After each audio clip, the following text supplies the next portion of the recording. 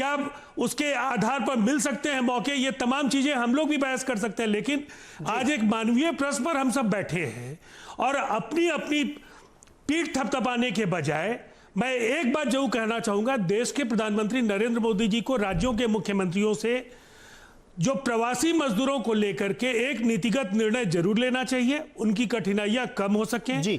जहां तक मनरेगा की भूमिका को लेकर के मैं एक बात जरूर कहना चाहूंगा, अभी जिस तरीके से विस्थापन होगा, लोग अलग अलग जगहों से आएंगे, मनरेगा की भूमिका एक बार फिर बेहद महत्वपूर्ण होने जा रही है। जी मनीष शुक्ला जी, जो बात राजीव रंजन जी ने कही बहुत महत्वपूर्ण है और जो सुप्रिया जी कह रही वो भी महत्वपूर्ण है कि देखिए, मैं इस बात पे सुप्रिया जी मैं आपको जानकारी के लिए बता रहा हूँ सिर्फ कि हमने उस पर कई शोज किए हैं कि इसके बाद, इस लॉकडाउन के बाद, इस कोरोना संकट के बाद हमारे पास बहुत बड़ा चैलेंज इकोनॉमी का होगा।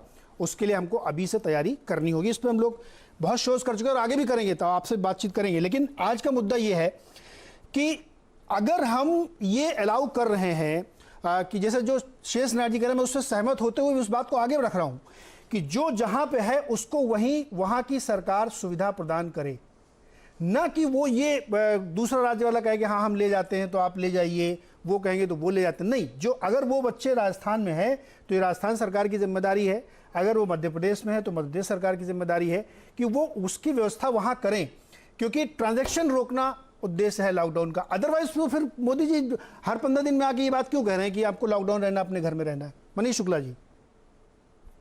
नीरज जी, लॉकडाउन का पालन होना चाहिए और हमारे प्रदेश में पालन हो भी रहा है। मैंने मुख्यमंत्री जी का भी एग्जाम्पल दिया, जो प्रवासी आए हैं उनको जॉब कार्ड निर्गत किया जा रहा है, अर्थात जो विभिन्न राज्यों से हम लेकर आए हैं उनकी भी रोजी रोजगार चले, इसके लिए हमारी सरकार ने योजना बनाई है।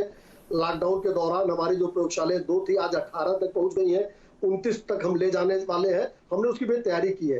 देखिए, कोटा और राजस्थान की जो परिस्थिति है, मैं अशोक गहलोत जी के 2 ट्वीट को अगर ध्यान में दिलाऊं, एक तो जब उन्होंने परमिशन दिया उत्तर प्रदेश सरकार को तो उन्होंने ट्वीट किया था, मैं अंतिम लाइन पढ़ देता हूं कि student in Kota can be sent to their home states on the consent of the concerned state government so that these young boys and girls do not panic or feel desperate। एक उन्होंने श्रमिकों को लेकर भी किया था कि लॉकडाउन के कारण दूसरे राज्यों में फंसे राजस्थान के श्रमिकों और यहाँ रह रहे अन्य राज्यों के मजदूरों आदि की परेशानियों को लेकर राज्य सरकार गंभीर है। उन्हें अपने अपने घर पहुंचाने के लिए हम लगातार भारत सरकार से बातचीत कर रहे हैं। अब आप राजस्थान सरकार की परिस्थिति और लगातार केंद्र से इस बात को दबाव बनाकर रखे थे कि अपने अपने राज्य अपने अपने लोगों को लेकर जाएं। नहीं, देखिए मनीष जी, ये सब क्या है ना, एक्सक्यूजेस हैं, ये सब एक्सक्यूज है। अभी बहुत विस्तार से आलोक मेहता जी ने आपको समझाया कि कर्नाटक सरकार ने क्या किया, स्वयं मुख्यमंत्री जी वहां पहुंचे थे शादी में। हमको दीजिए, आपसे निवेदन इसलिए है कि सभी को आपने पूरा समय अवसर दिया बोलने का, पक्ष रखने का, मुझे अवसर दीजिए। नहीं, आपको अवसर दिया ना मैंने। हमारी ऐसी सरकार है जिसने पहले 5 लाख मजदूरों को घर तक पहुंचाया। किसकी विफलता थी? दिल्ली सरकार की विफलता थी। आनंद बिहार में लोग पड़े हुए थे और पैदल जाने को तैयार थे, बिहार तक जा रहे थे। समय मेरे शो का खत्म हो रहा है, मैं सिर्फ अंत में इतना ये रखना चाहता हूं, मेरे पास कुछ आंकड़े हैं, मैं सिर्फ आंकड़े रख रहा हूं, मैं कुछ नहीं बोलूंगा अपनी तरफ से।